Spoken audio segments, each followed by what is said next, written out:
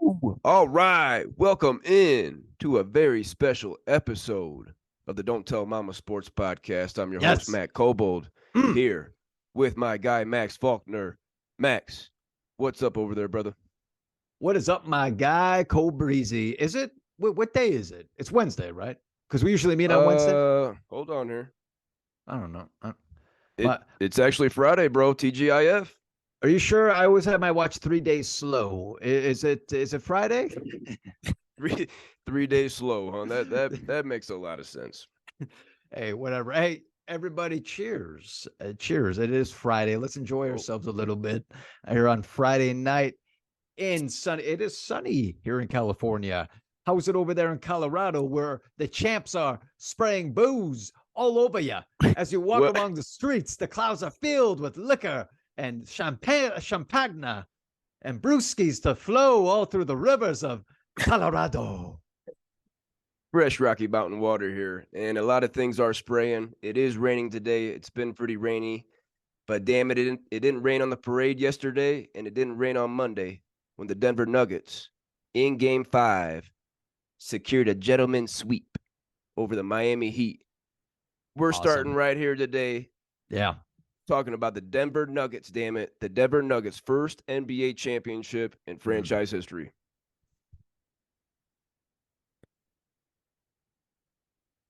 Hats off. Well done. Well done. Hats off to you. You always love to see a new team that comes into the championships. You know, a brand new, fresh team that has never won before. The Denver Nuggets are now officially champions with the best player in the world. It just goes to show you that when you have a player that is considered the best player in the world, that's what happens to your team. You win. Michael Jordan, LeBron James, Nikola Jokic. Okay. These guys were named best in the world. They won championships. Okay. What else can we say about best in the world, Cobras? You got any names? You got any big time names that you want to toss out? Nikola Jokic is the best player in the world, and you could seen a lot of video of him in the newsroom, in the media room, talking about how basketball isn't everything for him. That is just something that he's good at.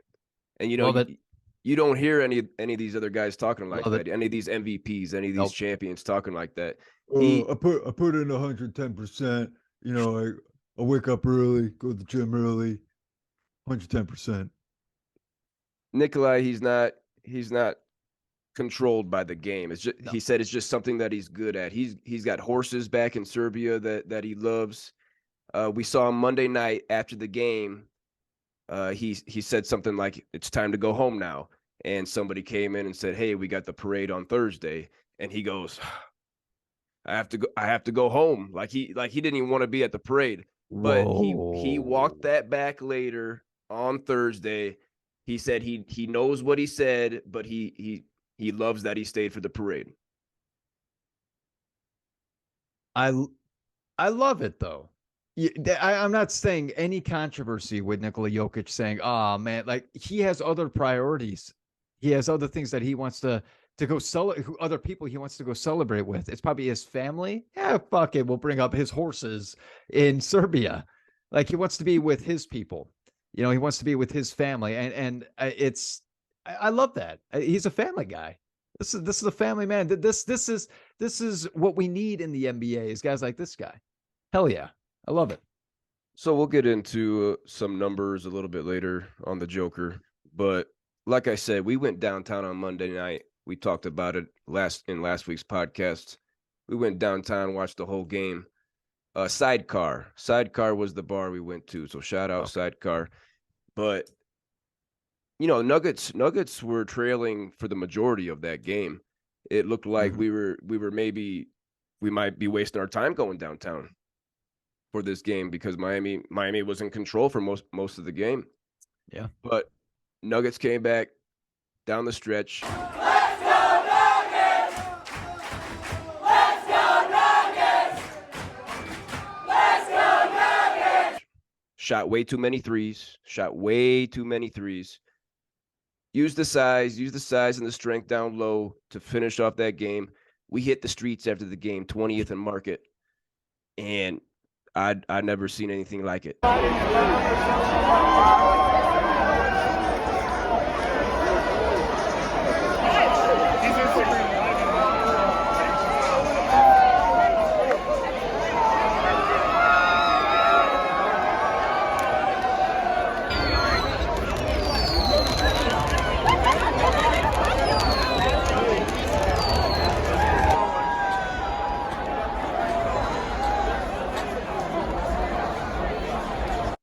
Yeah?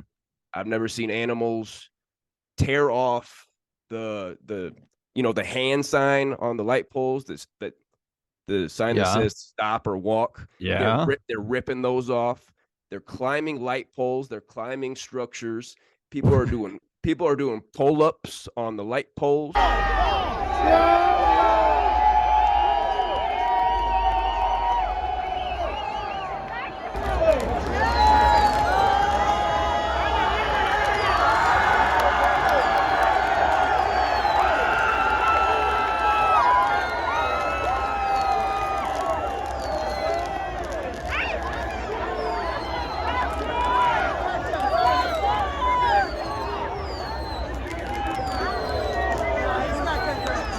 You won't jump!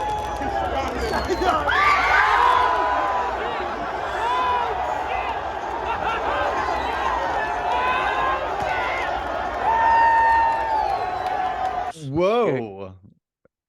The SWAT team's there, the National Guard's there. Oh, Denver fuck. police were deep.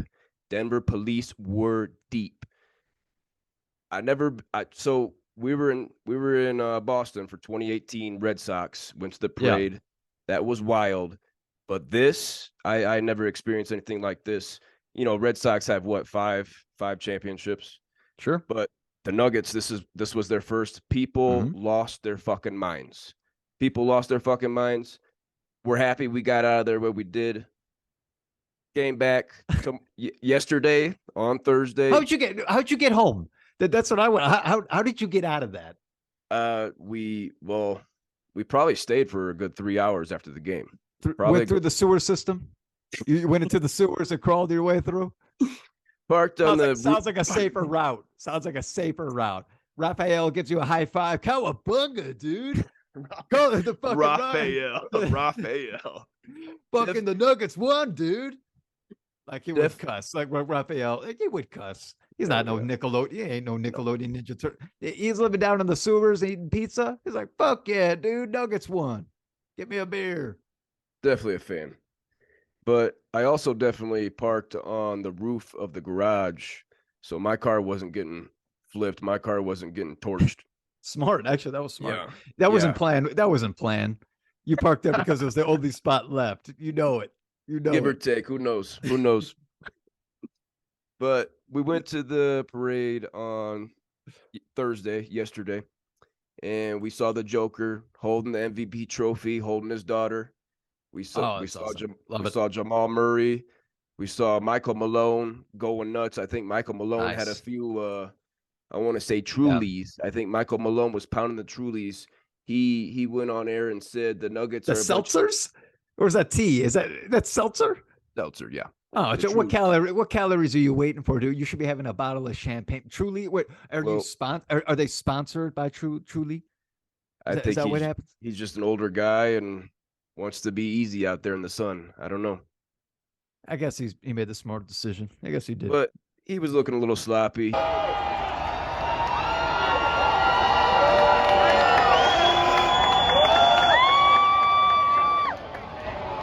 He went on air and said that the Nuggets are a bunch of greedy bastards. This ain't going to be their only championship. Oh. We also saw Nikola Jokic's wife on the boat with them. She got hit in the face with a beer can. Oh, Okay.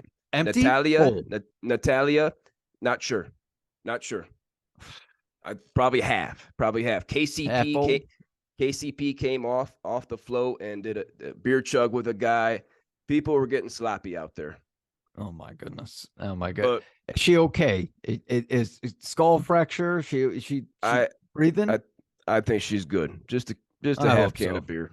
I really Just a hope half so. can of beer. Half Probably can of beer. Well, probably you think- Michelob. do you think that someone that was probably in the stands that hits off of her, he would pick up that can and finish the rest of it, or save it. Depends on who you are. Probably a lot of people in downtown Denver, they're picking that up and they're pounding it. Pounding it, or like Yeah. some people would put it in like a Ziploc bag and try to sell it on eBay. How Oh, much you think Nikola Jokic's wife got hit in the face with this brewski? Who wants it? Oh, $10,000 right off the bat. Immediate face. Oh, I was hoping like $50, $10,000. Okay. But then he sees more Yeah. bets coming up. It ends up to be like $50, $60, $70,000. Well, Nah. it's getting crazy in Denver. It's getting crazy in Denver. Definitely wild. Picked up another shirt on the street for 10 bones yesterday. Let's 10 not sleep. bones? 10 bones. Let's not sleep. Is it? Let's be honest, Colbreezy. Did you buy that, or did you see someone passed out on the street and you said, that's the same size as me? 10 No, bones. no. And I told you how Kelly You got left him $10. You took the shirt off the guy and you left him $10. I was looking for a shirt like this, man. No, everybody and their brother were making shirts and selling them downtown. People were way overpriced. Yeah, I told you how Kelly found this one by the Rockies last week for 10 bones. She said it was the same guy selling this one yesterday. Nice. 10 bones. My guy Will from the gym, he got a shirt too. Shout out Will. But it was a good one. Congratulations, Denver Nuggets. But Yeah. got a good stat here, and I got a picture for you later too. Over 500,000 people at this fucking parade yesterday. Ooh, that's a lot. That's awesome. Okay. Did every single citizen from Denver just say, you know what? I'll see you downtown. Yeah. See you downtown. That's what I was telling everybody. And It's awesome. we were kind of even late a little bit. I know some guys that got there 7, 8 a.m. and it didn't start till 10. So people were down there early. But let's get into some stats in the finals to close out this Nuggets chapter. Please. Nikola Jokic in the finals averaged 30 points, 14 boards, and 7 assists. Shot 58% from the floor, 42% from three, and 84% from the line. Nikola Jokic, we already said, is the best player in the world.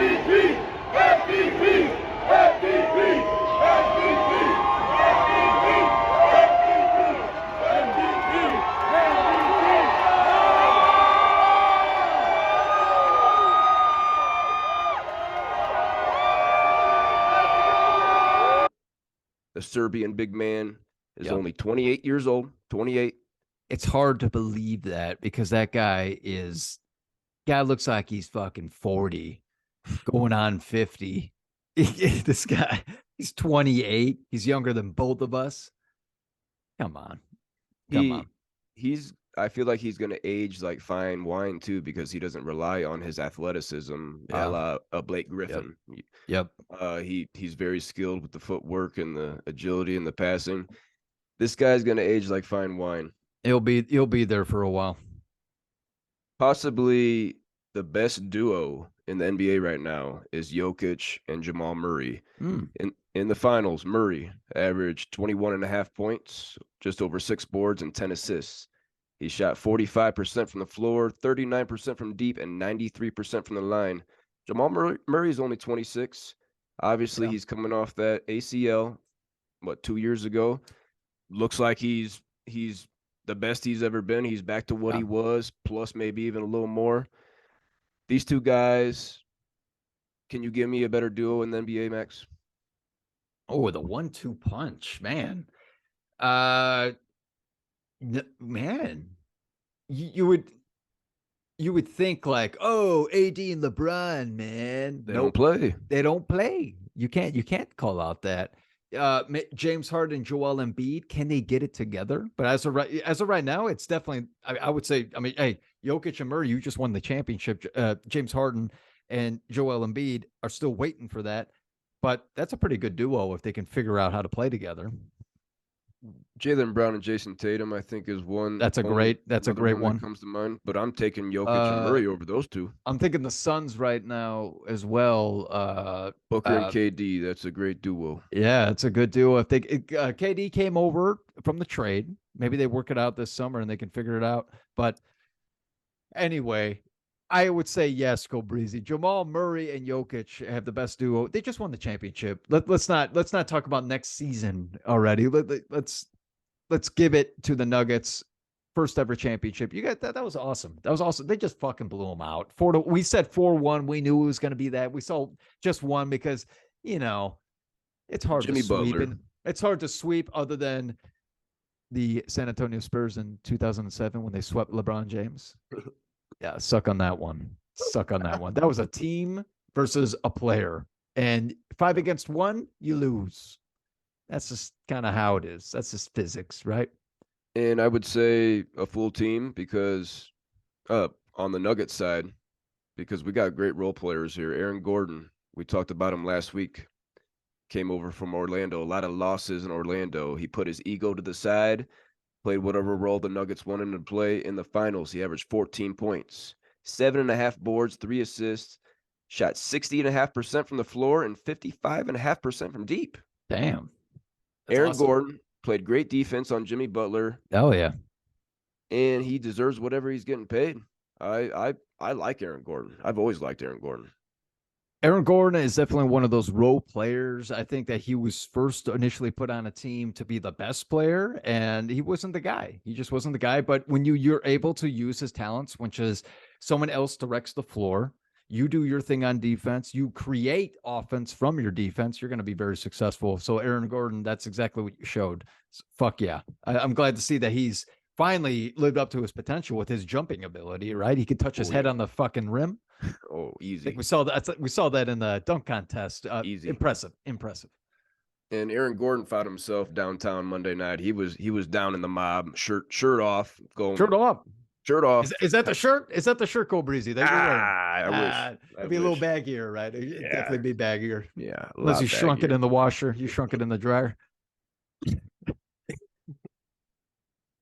Let's just real quick on the Miami Heat, Jimmy Butler and Bam Adebayo.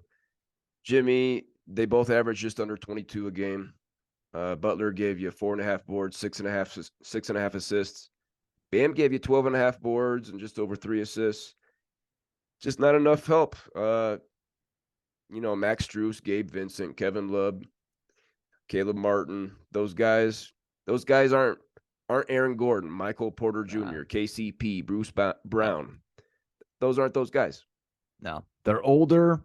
And if you notice that what Denver did, like the players that they named, they drafted a lot of those players and then they picked up a guy like Aaron Gordon to complete that staff. They did an incredible job. The Heat, you guys made the championship, which we can all agree we're very surprised about. Jimmy Butler's the man. Bam Adebayo's the man.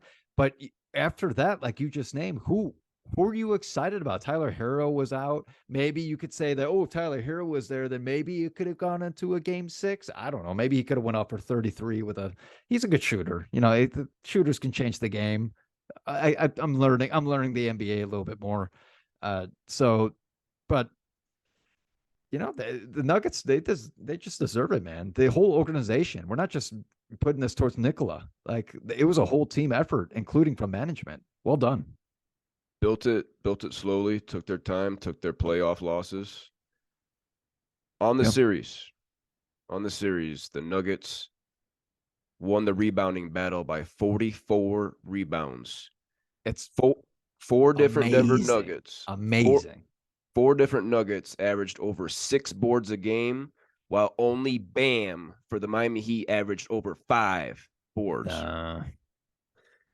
The field goal percentage, Denver shot 49.6% from the floor, while Miami shot 40.7%. So there's about a 9% difference there.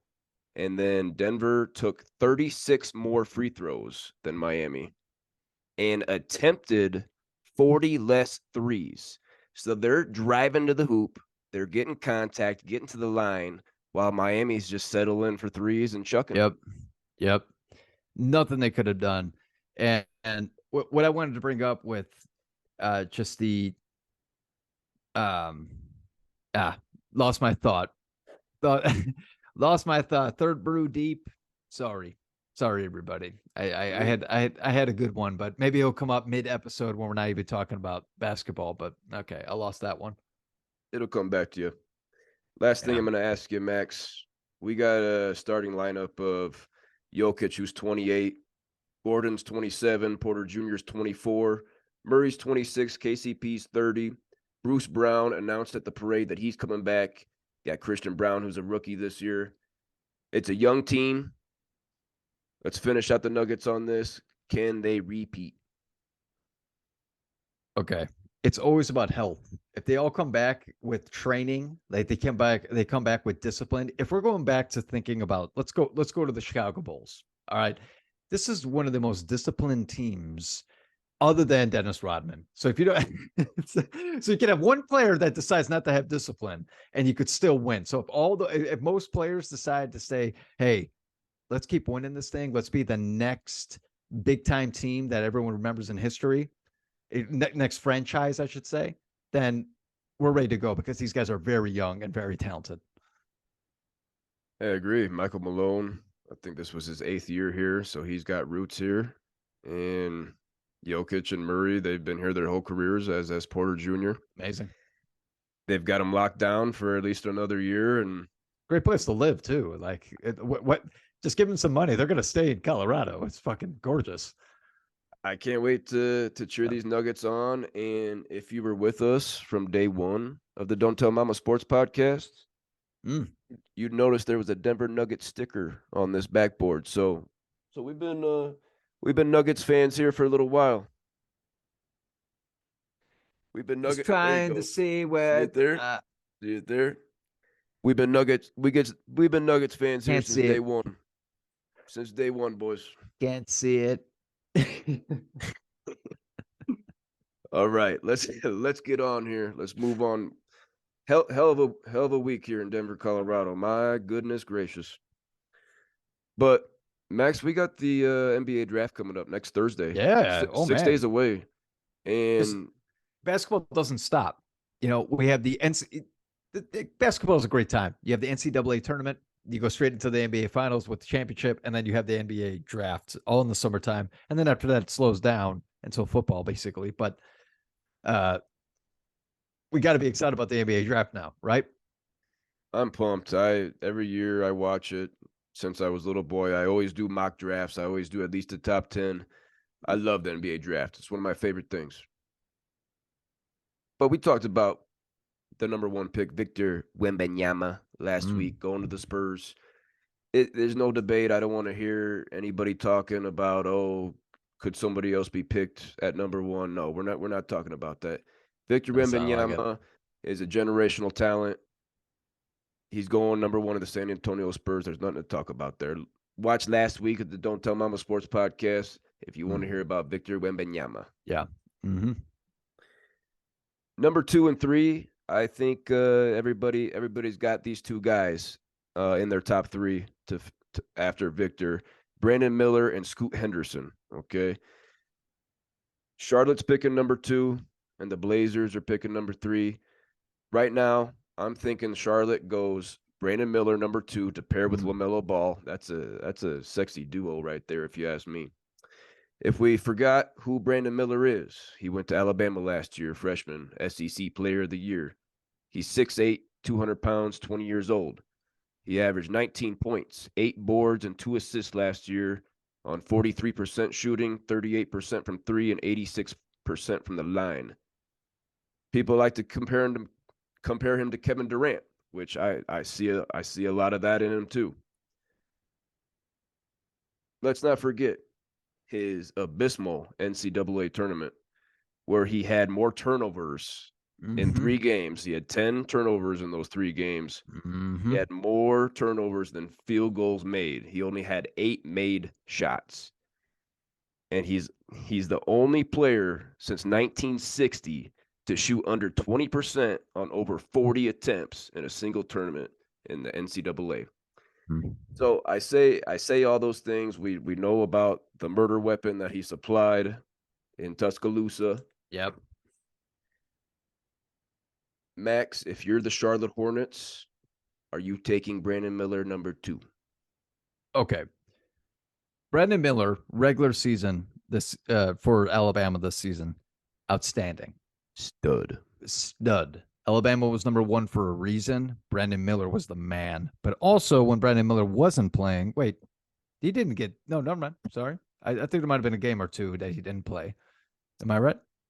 I don't think they ever sat him out. Okay. Well, anyway, great in the regular season, but I believe that when the playoffs happen, there is just a different atmosphere.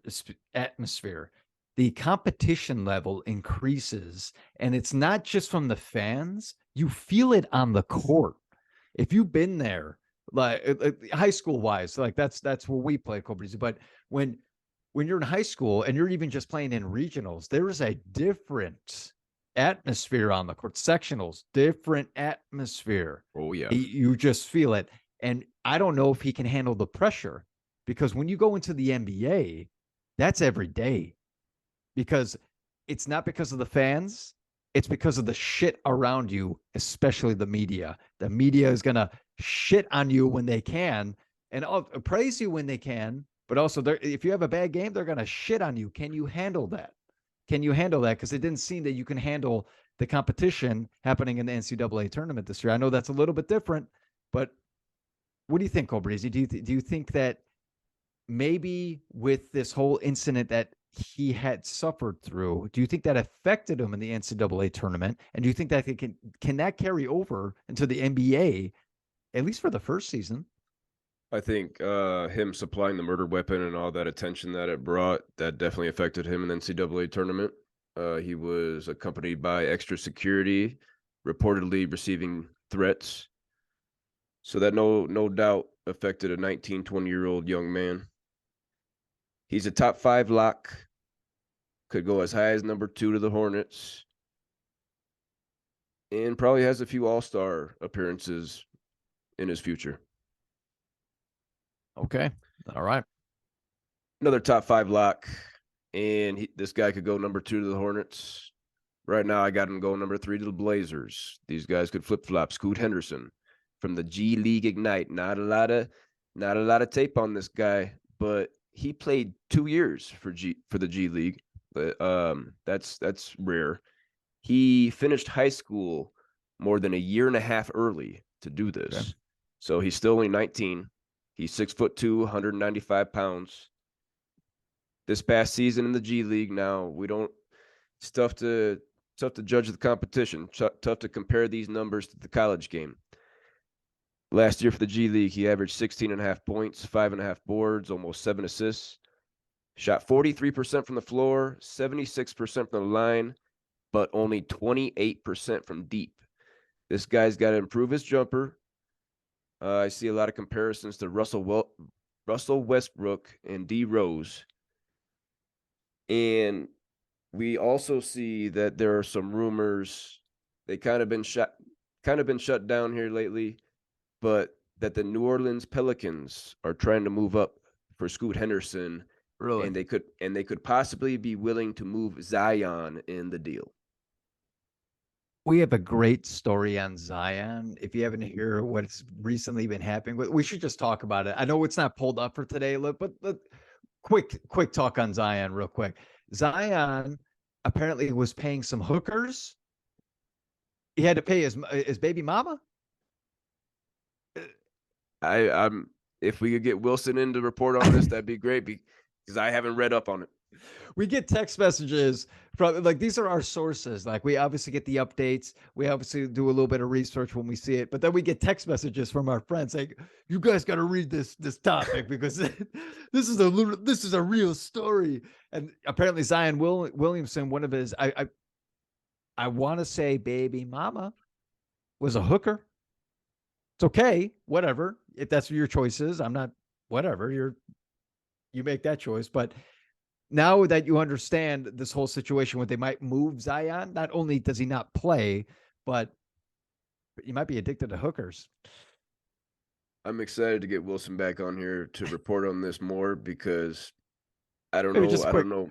I don't know what's going on. A quick 5. Hey, next episode. Hey, and to tell us a little bit more on this, Quick Wilson cut over 5 minutes of the. Oh well, here I am, and not exactly where Zion is with the hooker, but Not exactly. But right. let's finish up Scoot Henderson here, Max. What do you think about him Okay. leaving high school a Yes. year and a half early? I have 2 questions. First, the G League. I don't mind the idea. I think it's pretty cool. You just start a basketball league right out of high school. It's basically college, but you're just focusing on basketball. I don't mind it. I think it's kind of cool. You're just perfecting your game. Cool. Focus on that. Do it. I don't mind it. But who came out of the G League who is a great player? Anybody yet? Not yet. The G League's still pretty young. Only a Okay. handful of years. Jalen Green comes to mind, number 2 pick a couple years ago. Still not that exciting in Houston. I'll tell you right now. I had him on my fantasy team this past year. Only He 2 ain't years that- in the league. He ain't that Not yet. exciting. Not Not yet. yet. Not yet. So yeah, it could be a development stage. But here's the next question: Is the G League better than the NCAA?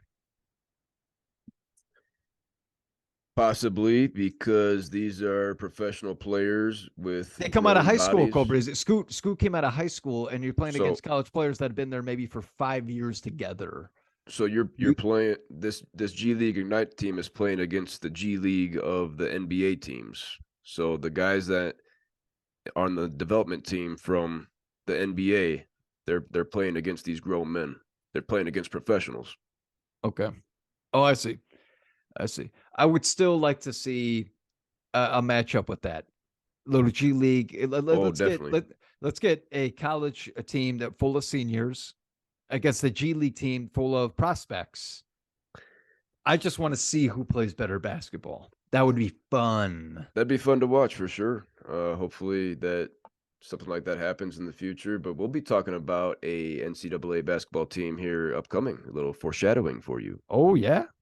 here on the Don't Tell Mama Sports Podcast. Don't you forget it. Like, comment, and subscribe, everybody. We appreciate you all coming out. That was like 30 minutes in. I said thank you, everybody, for coming out. Thank you for being here. Hey, appreciate everybody. It's Friday. Hey, I'm almost done with Hey. this. Do I get a 4th? Do I? Yeah, we got a little break coming up. You can get a 4th. But we got 2 more NBA prospects here to talk about. I think both these guys are top 8 locks. Could go in the top 5. Could go as high as number 3, number 4. First guy here, Jarris Walker, big man from Houston. Played 1 year. 6'8", 240. He's still only 19 years old. He's got a 7'3" wingspan. Damn. Holy smokes! He could open the door from where I'm sitting over This guy's here. big. This guy is big. So these numbers aren't going to jump off the page at you. He only averaged 11 points, 7 boards, 2 assists, 1 steal, and 1.3 blocks. I think that's pretty good. It's pretty good. We know Houston plays in the 50s and the 60s. You're not going to expect big numbers from anybody from Houston.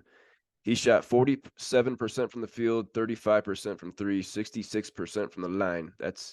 We're not projecting him as a shooter, but he's got an NBA body. He's going to be great in the pick and roll. And he's ready on the defensive side right now. He can switch on. People are talking maybe 1 through 5, 2 through 5 that he can guard. I'd like to possibly compare him to a Draymond Green. Oh, I like it. Similar body there. Jarris Walker, I think he's got a lot of potential. He's ready on defense right now. His offense is going to come along. He's a top 5 defender in this draft. Could be the best defender in the draft. Max, what do you have on me? What do you have for me on Jarris Walker? Very fun to watch on Houston. I thought he's definitely the. You know what? I would even say sometimes the best player. I know the hype with Marcus Sasser. Marcus Sasser. He was an amazing player and still is, and he is obviously a great shooter. But like Walker just went at it, man. Like that's what I love to see in basketball. Not only did he score, but he went after on rebounds. He went after it on defense. This is a guy that just played everything he had on the court. He didn't preserve energy. He's a dog out there. He's a dog looking for the bone. He wants the Who got bone. that dog? Who Give me got that damn dog? bone. I'm gonna bury that bone. I'm gonna Who bury got that that pit bone bull underneath in the him? court. Marcus, or not, sorry, not Marcus. Walker, you're gonna be great in the NBA if you keep that intensity up. Don't buy into any shit trying to be, respect your elders or whatever. Go out there and give it your absolute all on the court every single. If you play the way that you played in college, giving out your all, you're gonna do just fine. Because there's plenty of players in the NBA that don't give it their all. They're lazy as fuck. Go get it. Go get that ball. That ball is your bone. If he falls to number 7, where my Indiana Pacers are picking, boy, I think he can play with Miles Turner. I think he can play center if Miles Turner is on the bench, if Miles Turner hangs around Indy. I would love like Jarris that. Walker to slip to number 7. That would be, I I'd love be that. happy. I'd be I happy. love that on the Pacers with Trey Halliburton, Miles Come Turner, on. and then you Come on. got big dogs down there getting some Ben boards. Mathurin. You guys will control the Ben game. Mathurin. Mathurin's good too. Yeah, Mathurin, if he could just figure out how to score, man, rookie season. So maybe next season. But if he figures out how to score, him and Trey Halliburton is good. Halliburton's a real player. Be ready for that. I don't want to call a timeout here, but a little disrespectful to Benedict Mathurin. 16.7 points a game as a rookie last year. That's really good. I think you need to have a little more respect. My bad. I'm basing it off of fantasy stats because I don't watch the Indiana Pacers. I'm just basing it off of what I see in fantasy, and I wasn't that impressed. But when you might have like 16.7 fantasy points, but if that's 16.7 scoring points, that's not bad. Excuse me. First team all rookie, I believe, 3rd in rookie of the year. Let's have a little more respect for Benedict Mathurin.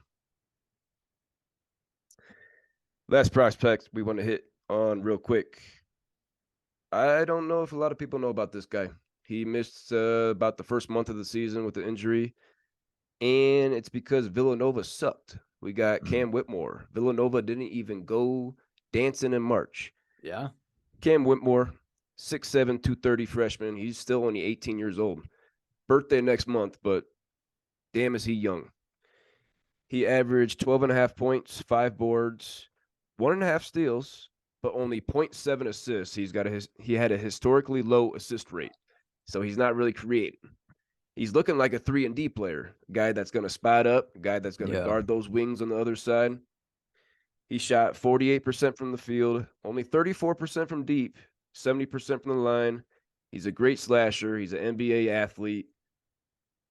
Max, he had a 40-inch vertical at the combine, which was the highest this season. He's got a great combination of explosion and strength. This guy could be a top 3, 4, 5 pick. Again, he could slip right in with the Pacers. If he slides to number 7, I'd be happy with Cam Whitmore. Max, what you got for me? I'm just okay. The NBA is it's so hard to determine these prospects because even number 1 overall picks turn out to be duds all the time. It happens, I feel like, most often in the NBA. We can debate on that and what sport in general, maybe the NFL, but I think the NBA has these duds. I'm not saying this guy's a dud. I hate to bring it off like that, but Villanova didn't make the didn't make the dance. Mm-hmm. This is okay to college athletes out there. I understand you want the money. I understand you want that glory. I just want to focus on basketball and make money while I do it. I get it. But how about you prove yourself first? I feel like he wasn't able to really prove himself. Once you get into the dance, even if you lose that first game, you actually have proven something that you're capable of pushing a team into the playoffs. Okay. You're able to have that leadership. And I don't think Villanova had that this year. So it's a risky pick. I'm not saying he's not talented, but I think it's a risky pick. At only 18 years old, that's a lot to put on the young man's shoulders. We had a first-year head coach, Jay Wright, retired the previous season. It's big, yeah. Villanova sucked. Cam Whitmore has a lot to prove. You're right. Those numbers don't jump out at you. No. But he's still only 18 years old. He's got a lot of room to grow. No doubt.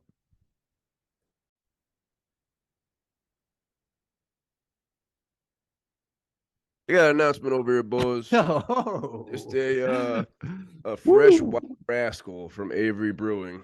Oh my Lord, that is my favorite beer. Just so anyone out there, all fans, thanks once again for coming out to the Don't Tell Mom Sports Podcast. Please like, comment, and subscribe.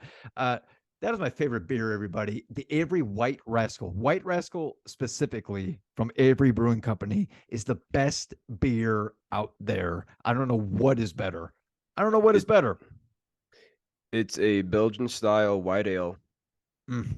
And it's brewed in Boulder, Colorado. So good. I'm cracking another. Oof, you were so damn lucky. And those are fresh. Those are fresh. So fresh. Right down the street. But also the best brewing company I've ever been to. The outdoor seating is outstanding. You sit outdoors, you're looking at mountains. The service was great. Every brewing company, you're the best. You're my favorite.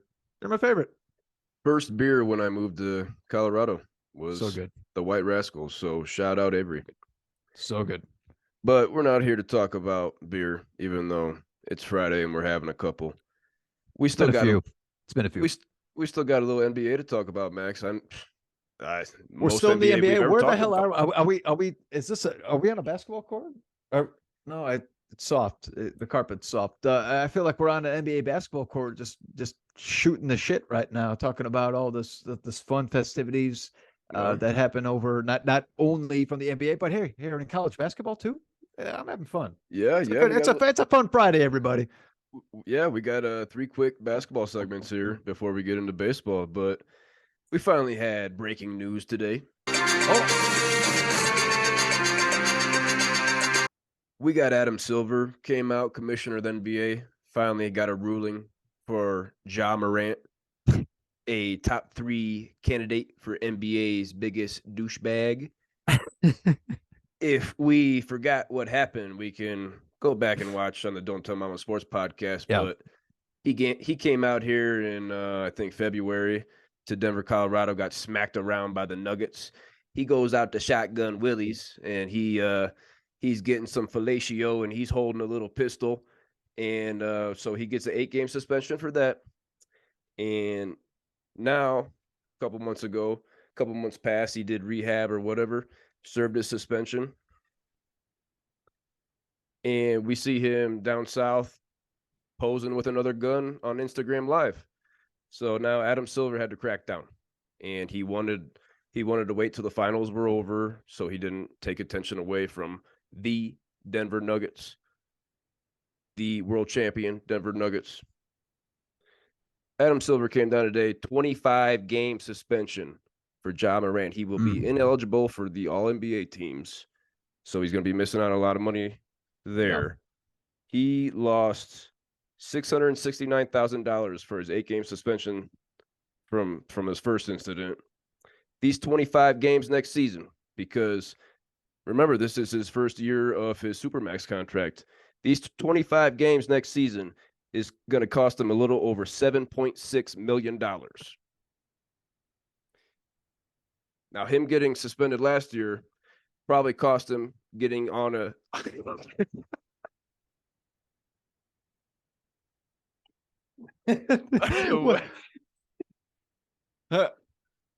What just happened? What just happened is that Ja Morant is a top 3 candidate for NBA's biggest douchebag. He's losing a lot of money. I unplugged. Sorry. He missed out on a $39 million bonus from missing the All-NBA teams from last season. We see his 2 biggest sponsors are Powerade.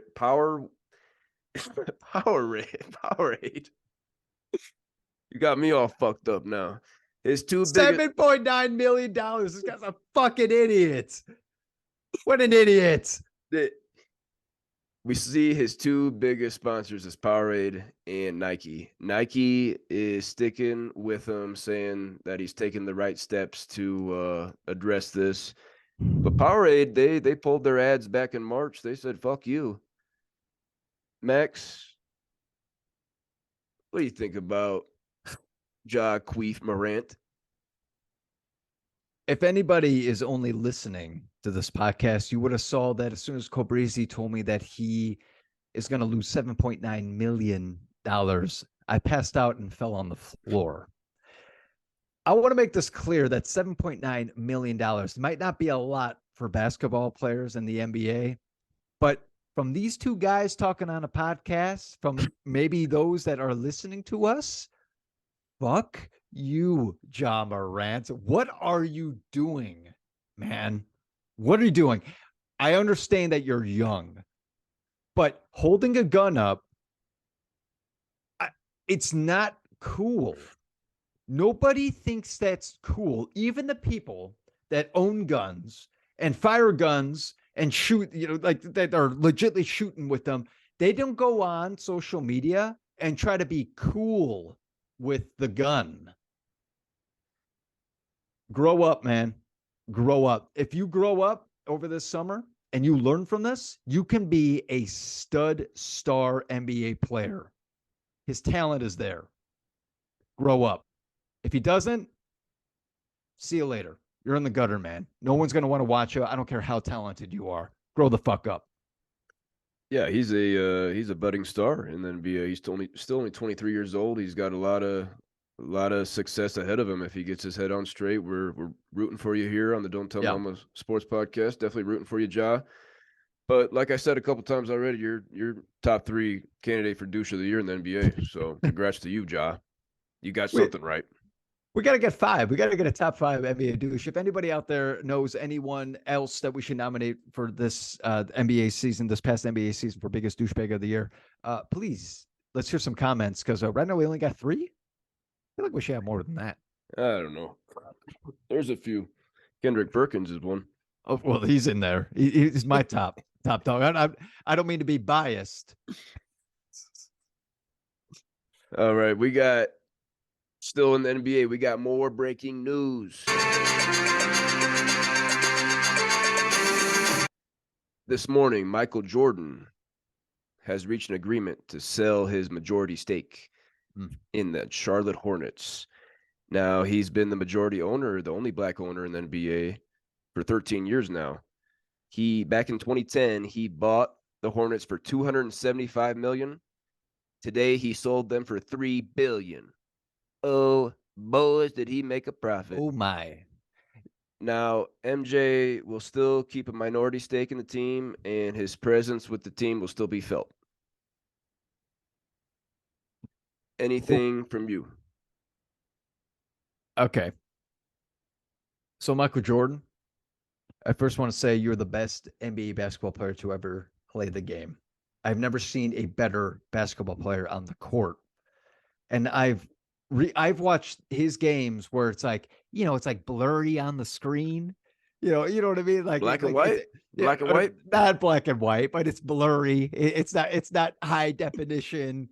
See them hearing, oh, fuck, I got fucking hit. Oh, like we don't see the facial expressions and like you just see the blur. And I can honestly say, still by watching that, I'm like, holy shit.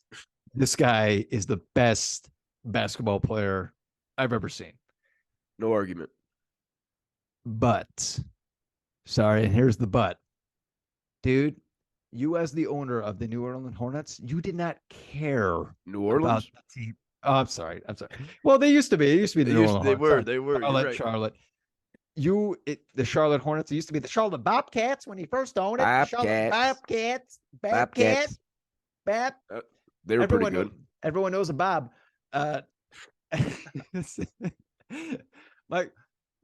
Michael Jordan, you were not a good manager because you did not care about the team. I don't know what you were doing. Hopefully you were doing family stuff. Hopefully you weren't gambling like everyone's saying that you did.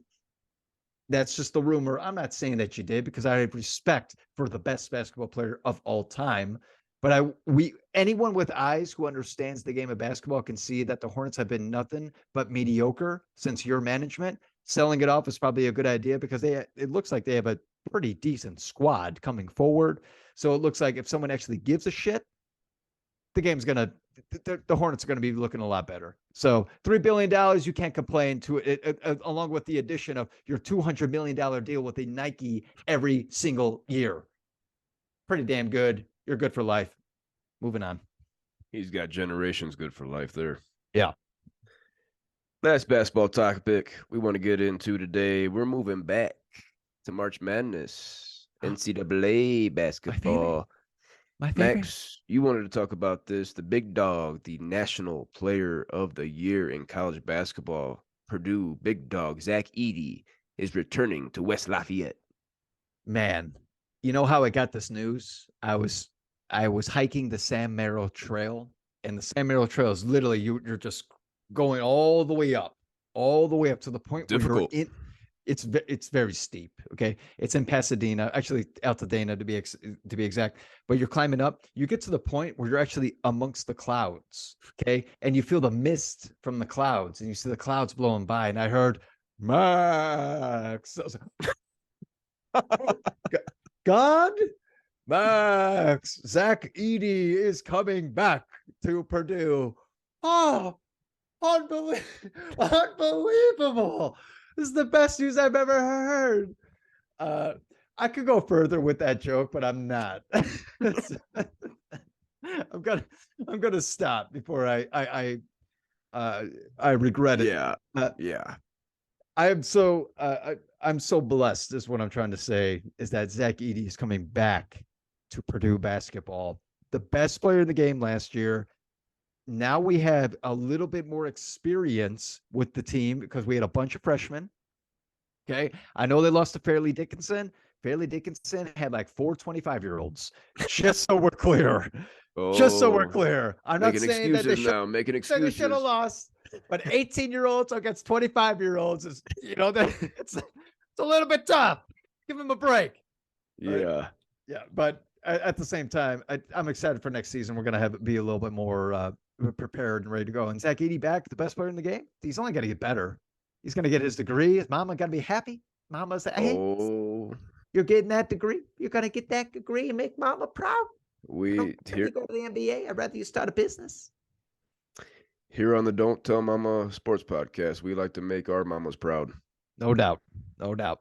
Zach Edey last year in his Player of the Year campaign averaged 22 points, 13 boards, 2 blocks, shot 61% from the field, 73% from the line. Purdue Boilermakers, they're going to be a top 3 preseason team for me. They returned 6 of their top 7 scorers from last season. The Big Ten regular season and tournament champions last year. They're looking like they could repeat that next season. Max, taking a little bit of time to get here, but we're going to finish up here with baseball. And like we do for baseball every week, we start with the standings. Mm-hmm. Still with the best record in baseball, we got the Tampa Bay Rays leading the AL East. They are 50-22 with a plus 142 run differential. Such a good team. I have Josh Lowe on my team. I can't believe some of these players that aren't big-time names that are making a name for themselves. Watch the Tampa Bay Rays if you want to watch baseball, because this team is amazing. Yeah, Baltimore has the second most wins in the AL, so they're also amazing. This is still the best division in baseball. Yeah. Still the worst division in baseball is the AL Central. The Twins are 1 game over 500. They have a 2.5 game lead over the Guardians. Look out for the Guardians. I said this every week because, hey, I made a big-time trade in Fantasy Yahoo. Thank you, Fantasy Yahoo, for a very fun fantasy baseball season we always have every year. But in our fantasy league, I traded away the Alex Lange, the closing pitcher of the Detroit Tigers, and a 5th round pick, and I got Emmanuel Clase and a 20th round pick, so I can keep him forever in our fantasy baseball league. Emmanuel Clase is probably the best closer in the game. He had 42 saves last season. He already has 21 this season. I'm very, very excited. Very excited. I forgot about that move. I'm going to have to look at that deeper. Hell yes. I didn't think I would get it. I just didn't think I was going to get it. Oh, man. I'm so happy. Who's the queef that you traded with? Shit. Queef. His name is Queef. Queef with a question mark, and he still beat me this week. Damn it. Good. Nice job. Good. I don't know who Queef is, but nice win. Nice win. He got me. Good win, queef. Moving on into the AL West, we got our Rangers, 42-26. They got a 3.5 game lead over the Astros.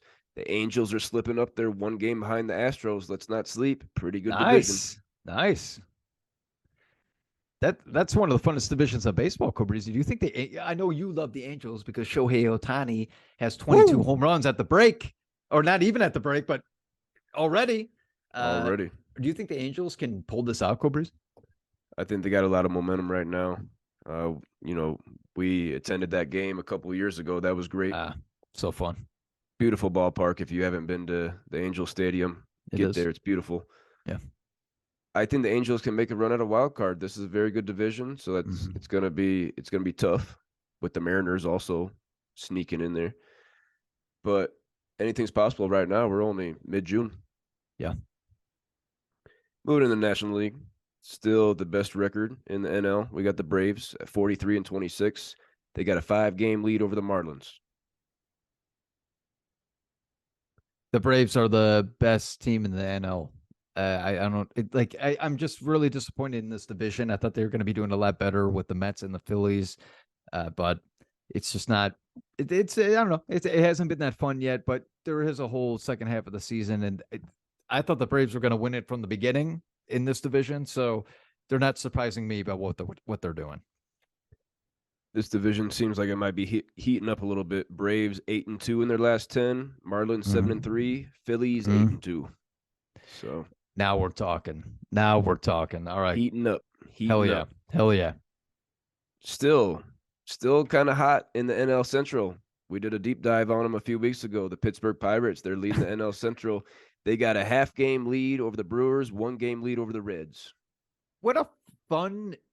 I said last week, they're the dumpster of the NL, just like the AL Central. But you know what? They like are. Okay. All right. Yeah, they are. But me being a Cubs fan, this is fun. This is fun to see Pittsburgh and actually Cincinnati up there too. Cubs are what? But it still might be only 4, but they went on like a 3-game winning streak against Pittsburgh. So Cubbies are 3 games back on a 4-game win streak. Come on. The Reds are 8-2 in their last 10 on a 5-game win streak.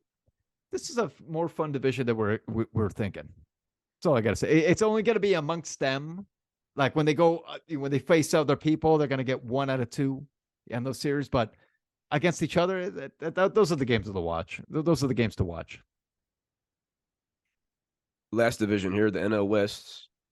We did a deep dive on the Arizona Diamondbacks a couple of weeks ago. They have a 2-game lead over the Dodgers. They're 41-28. Nice. They got a plus 27 run differential. Unfortunately, on a 3-game losing streak right now. What do you think about these D-backs, Max? D-backs are for real right now. I'm surprised. Actually, it's hard to be surprised when the Dodgers are hurt. They're hurt, so they're taking advantage of it. I don't know if the Dodgers are gonna, get healthy though. Like some of these guys are out for 60 days, and are they even going to come back? Some of these injuries, you think they'll be back in a couple months, but they're not. They're not back. They decide to push them a little bit longer. So I think the Diamondbacks have a good chance of. You said it a few weeks ago, that they're gonna make the wild card. Damn it. Yeah, I put my chest behind that one. Put my tits behind that one. I love the way they're playing. I have Merrill Kell and my fantasy baseball team, and I'm really excited about them. I agree. Moving along here, we want to touch on our top 5 players in our Yahoo Fantasy Head-to-Head Categories League. For at least a month now at the top spot, Ronald Acuna Jr. still holding strong. Best player in baseball. I thought this for 3 years now. He's the best player in baseball. Still very young. Sitting at number 2 for me is Freddie Freeman. We're skipping number 3 because that's the guy we're talking about. Got a new guy at number 3. Number 3? Damn. Okay. But just a shout out real quick. Number 4, Nathan Eovaldi, still for me. Nice. And then Marcus Stroman, still at number 5. Stroman actually moved into 5. Last week he was 6. That's right. That's right. Strowman, hell yeah, go Cubs. Still coming Go up. Cubs. Love it. But our number 3 player this week.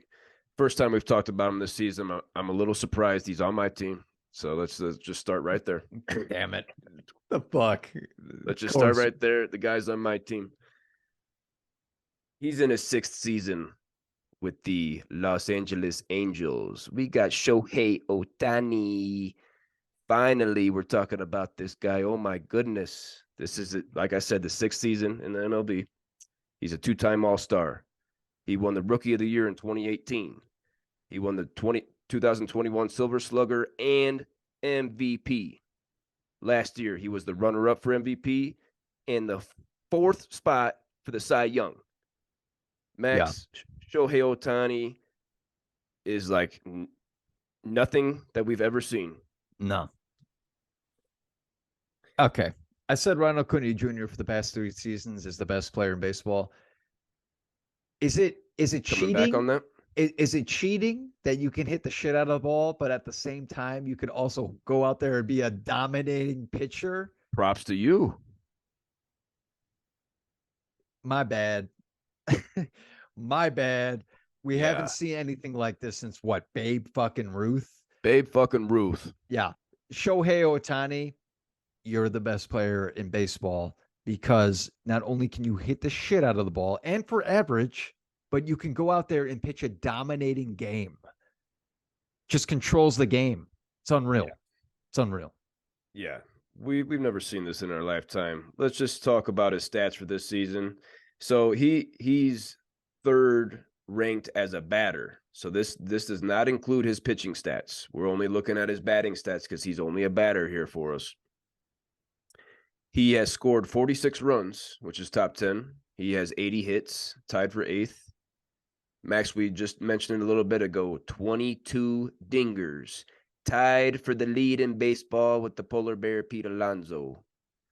He has 54 ribbies, which is 4th. He's batting .301, career best. 382 on base percentage, career best. 620 slugging percentage, career best. His 1.002 OPS leads the league and is his career best.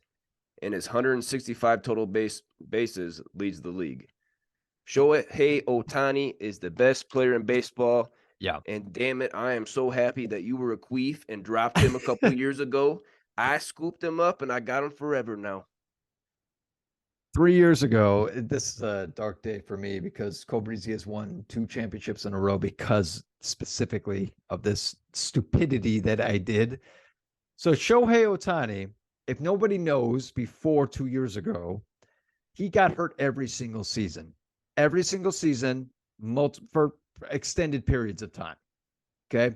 I picked up him, and I picked up a queef, and I believe his name was Jose Melendez. Okay? I might be wrong because you won't hear the name. You won't hear his name anymore. He's not in the league anymore. Anyway, he had that.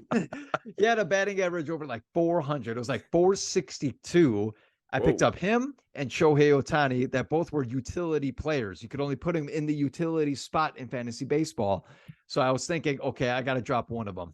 So I thought about it all week, and Jose Melendez hit that home run. And I was like, okay, Shohei Ohtani's not looking good this week. Oh, geez. So like Shohei's going to get hurt. Shohei's going to get hurt like he usually does. Dropped him. Cobrizi scoops him up, and he's won 2 championships since. I queefed. You're a queef. At least I'm able to admit it. At least Sniff I'm it. able to admit it. I've been working on my team ever since. Made it to the championship twice against you, Cobrizi. Lost twice. I'm working on it this year as well. I know you're running away with it right now, but I'll tell you right now, our team is going to be there. We will be there in the championship. I'm calling it right now. We will see you there. Are you in 5th right now? Fifth. Got some work to do, queef. Looking all right. We're looking all right. Moving along, we got 2 more subjects here. Thank you for staying with us. We got a long one this week. Yeah. Got a long one. A lot of stories, everybody. A lot of talking. A lot of things we got to talk about. But we've got our Scuba Steve team deep dive of the week. And Ooh. sorry, last week you didn't have one. Had a packed schedule. Yeah. So we got the Padres for this week. San Diego Padres, a team that we've been wanting to talk about for a little while now. Yeah. Sitting here today, on Friday evening. They are 33-35, 7.5 games behind the Diamondbacks. They have a plus 25 run differential, so that tells me that they're going to start winning here. They're 6-4 in their last 10. Let's talk about their batting stats first, Max, like we always do. You know, we got some big time names in the batting order here in San Diego. They are bottom 16, so average to Queef in batting average, on base percentage, slugging percentage, OPS, runs scored. They're last in hits, bottom 16 in ribbies, total bases, and strikeouts. Now, that's almost every category. Last in hits? Last in hits. You have Fernando Tatis, Juan Soto, and Manny Machado. Those three names can lead you at least halfway. Those three names can get you halfway in between teams. What is going on? What is going on with this team? They're not hitting the ball. No. You mentioned Manny Machado. Now he battled a little injury this year, if I'm not mistaken. But he's only ranked 476th. So he's not with us right now. We saw him. Let me rewind here a little bit. We went to the Rockies game on Saturday with my parents. Saw a 3-2 Padres win. Manny Machado had a solid game. He had a nice sliding, bobbling catch.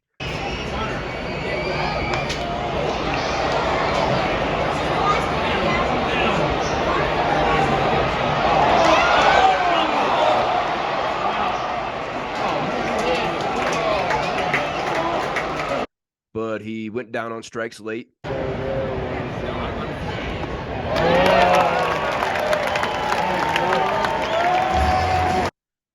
He's having a subpar season right now. 476th. Yeah. Can he heat up? I mean, come on. It's already halfway through the season. Obviously, you can heat up, but you're not going to be.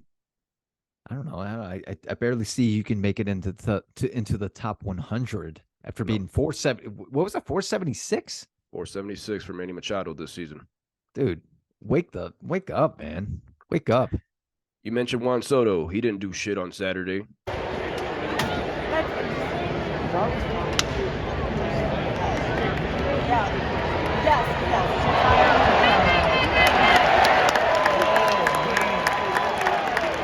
But he's ranked 30th on the season. Yeah. And then Fernando Tatis, he's ranked 77th. He was pretty sneaky on the base paths.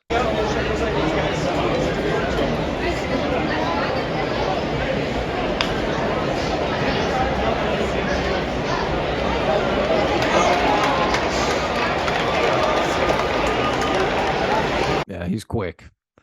And then they've only got one other batter ranked in the top 200. That's Xander Bogaerts, 184th. My guy from the Red Sox. But only 3 batters ranked in the top 200. They are not getting it done. No. You think I said this earlier in an earlier podcast that eventually they're gonna wake up. They gotta look at these bats. Are you serious? They gotta wake up. They're only 7.5 games out of first place.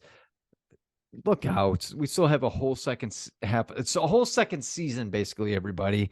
7.5 games when you still have, 95 games left. They can come back.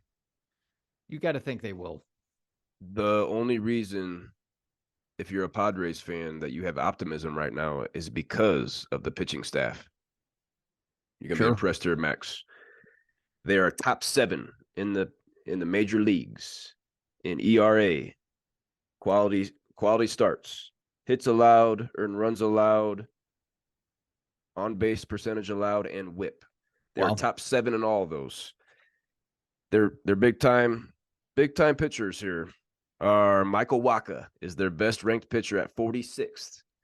And then we got Josh Hader, the closer. He came in the 9th inning against the Rockies, brought the heat.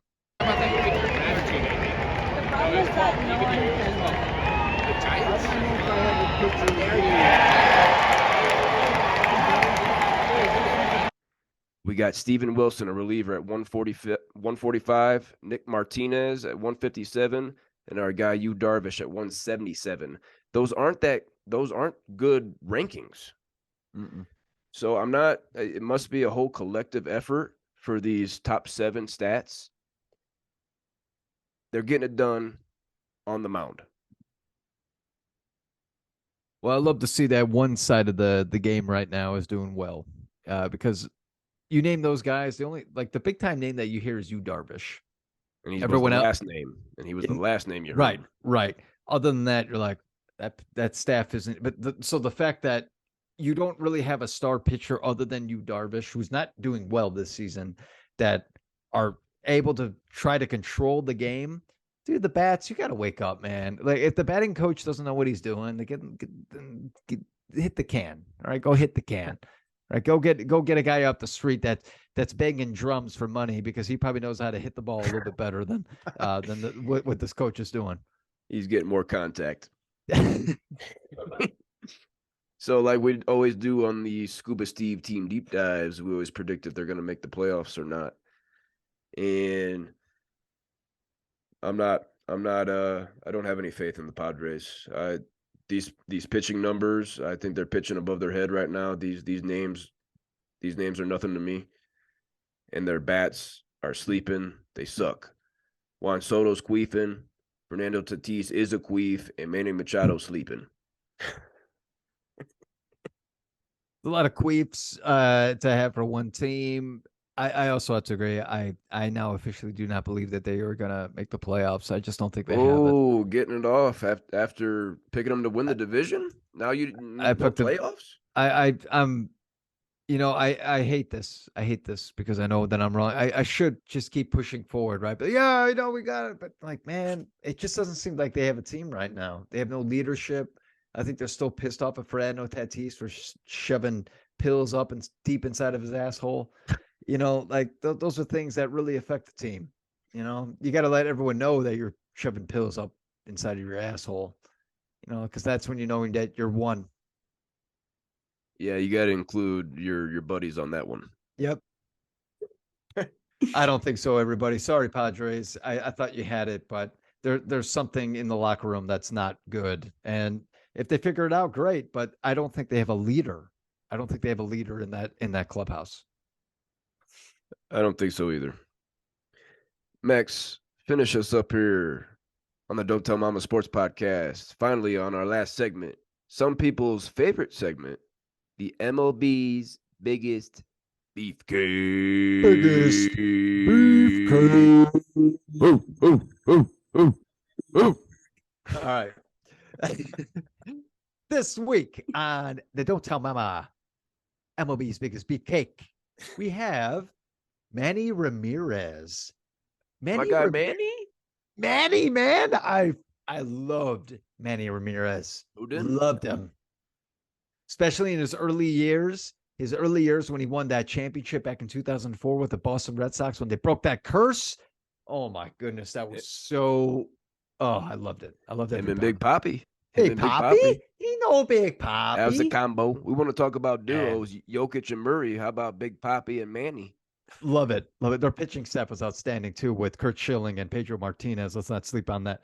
But okay, so Manny Rameriz, obviously, as the years go on, you get a little bit older. He gets traded away from the Red Sox. Now he's on the Los Angeles Dodgers. Okay. So Rameriz tested positive for PEDs twice, back in 2009 and 2011. All right. Now, I know we're shaking our head and saying, damn it. Come on, Manny. Are you fucking kidding me? You're just so fun to watch. Why would you do that? Let's just make it clear that he did not take steroids when he won 2 World Series with the Boston Red Sox. Okay. He did not take steroids. That's clear. He did not take steroids during those times. Okay. Fair enough. Okay. But we're moving to 2009. So Rameriz, though, claimed in 2009 that I didn't use steroids or any traditional performance enhancing drugs. A physician prescribed medication that was apparently banned under the MLB drug policy. So obviously he was denying it, saying, "Oh, I didn't know. My physician said it was okay." This is according to Bleacher Report, just so we're all clear, everybody. But an anonymous source said that the substance that Manny Ramirez used is supposed to boost sex drive.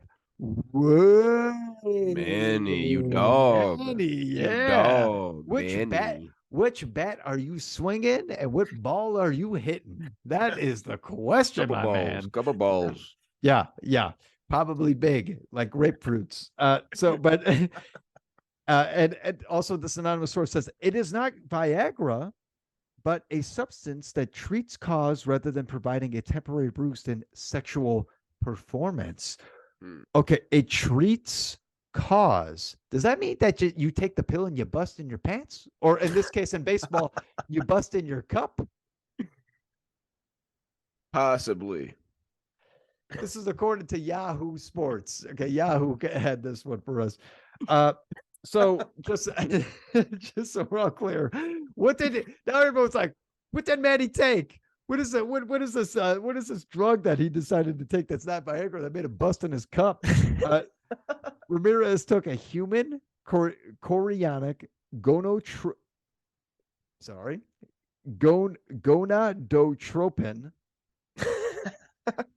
What the fuck does that mean? You got your wife. Your wife knows this stuff. Your wife knows this stuff. She's probably like, oh well, this is gonna make your penis larger. so gonadotropin is a woman's fertility drug.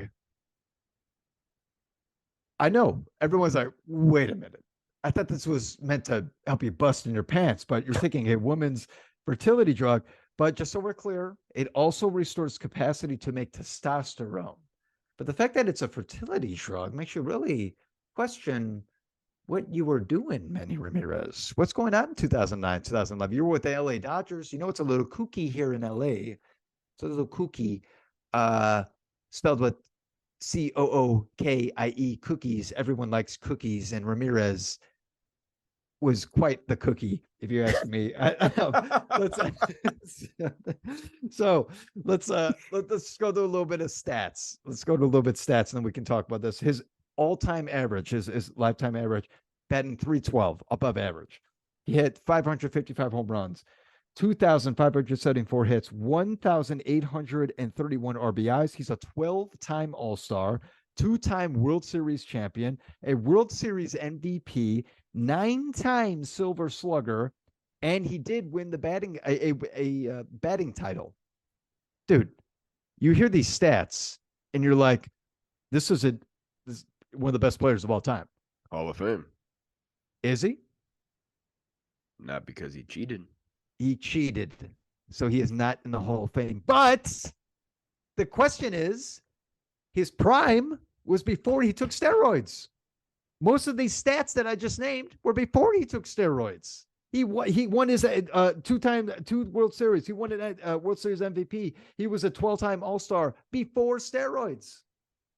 So Manny Ramirez, he did all these stats, like the most of his stats before he got caught with steroids. So Cobrisi, like, the question is, like, does this guy deserve to be in the Hall of Fame? He did. His prime was before the steroids. It sounds like he took these roids to help the longevity of his career. He played a lot of seasons. Yeah. I would, if you can prove the first time he took those roids and take those stats before that, and if those are worthy, then yeah, put him in the Hall of Fame. I like it. You got to be able to prove it. That his first roids were what, 2009? You said 2009. So if you can prove that those roids were the first time in 2009, you take 2008 previous. If those stats are worthy, then put them in. I like that, Cobrisi. I think that's fair enough. Hey, Manny Ramirez, I believe you should be in the Hall of Fame. I hate to say it because you cheated, but that was when you were like, hey, you know what, man, I can't get it up anymore. So I'm just trying to do this for me, my wife, or my girlfriend, whatever it was at the time. I understand it. So I feel bad because, man, he was a hell of a player in his prime, man. I hope he does. I hope he gets to the Hall of Fame, guys. Everybody loves Manny. Man, he's awesome. He's a beast. Everybody loves Manny. Well, Max, that was a hell of a Friday night episode. One of our longer ones here recently, but that's okay with me. That the liquid encouragement definitely helps the time length of these podcasts. We've seen that in the past. Oh, was that an announcement over there? See you later. Another one gone. That looked pretty dark. That was a Kona, a liquid aloha. Pretty good. Pretty good. But at this point, I can't even taste it. It kind of just goes down. Tastes like water. I guess it was thicker though. It was like a thicker water. I don't have any taste in that. Just went right down. Good time. I hope everyone else here at the Don't Tell Mama Sports Podcast maybe cracked open a beers, maybe smoked a nice fat bees, and enjoyed a little sports talk to get break away from the world and just enjoy a little bit of time of actual sports and actual talk about things that don't fucking stress us out. Things that we enjoy. Am I right, Cobreezy? You're right, man. I definitely appreciate any time anybody spent listening or watching us. Leave us some comments. Let us know what you think. Give us some feedback. Give us some constructive criticism. I can't wait for next week's episode. We got a big one. A special NBA draft episode. We're gonna do a top 10 mock draft. Ooh, yes. That's gonna be very juicy. I know we say juicy a lot on here, but NBA top 10 mock, that baby's gonna be juicy next Wednesday. I'm really excited about that, everybody. You should definitely be here for that. You should definitely be there on Thursday for the NBA draft. That's going to be very exciting. But if there's one thing that we can't say is that, I feel like I cussed too much on this episode, Cobreezy. You're not going to you're not going to tell your mama about this, are you? You had a potty mouth? I had a little bit of a potty mouth. Can you please not tell your mama about this? I know she was over not too long ago. Make sure she doesn't find out about this. Just left yesterday, actually. But she's a subscriber, so it's just going to be put in her feed. Can we bleep that out? Can we just bleep it out for her? Because I don't want to tell your mama. I don't want to tell your mama what a potty mouth I have. Take the time to watch the whole pod and put some beeps in there. I think it's worth it. I think it's worth it.